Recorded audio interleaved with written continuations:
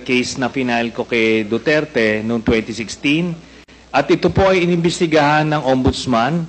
At ang Deputy Ombudsman, Arthur Carandang, and I think the Quadcom can invite him, siya ang nag-conduct ng investigation.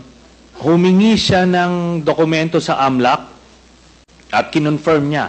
And because of that, tinanggal ni Duterte si Deputy Ombudsman. Now, aside from that, so pwede natin, suggested by Chairman Paduano, na yung AMLAC mismo, unless,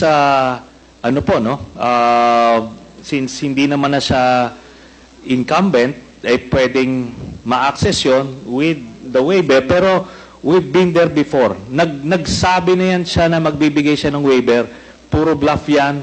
Pero hindi, kaya nga mas maganda kung ma-draft na po natin yan ngayon para papirmahan niya yan dito, no? Para wala ng alibay. Pero ito po, I'll be presenting later on, Mr. Chairman, a video of his actual admission of these accounts.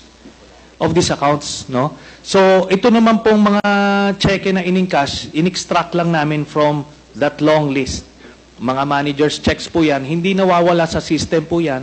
And later on, exempted sa impeachment cases, kaya pwede po lumabas yan, ipepresenta po yan. That's the smoking gun ng proceeds of the illegal drug trade ng Duterte crime family. Salamat po, Chairman. Thank you very much, Sir, I have to respond to it. This guy President, is story. With all due respect, I'll have to follow the rules. Yeah. I will give you time later, Mr. President. I will give you time later. Just so that we can put to rest this issue of waivers, because it's been going back and forth. Will the former President be okay that if we draft the waiver now, that it be signed today instead of tomorrow? Will you be fine with that, Mr. President?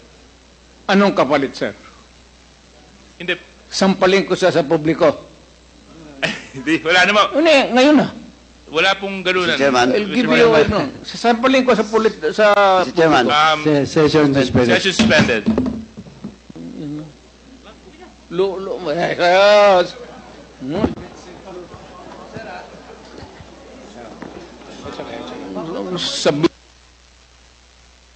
Order, please, order.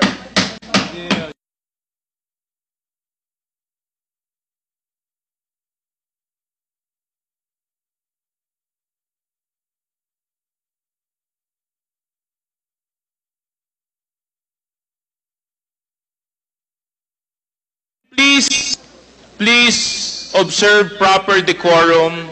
We are in a committee hearing.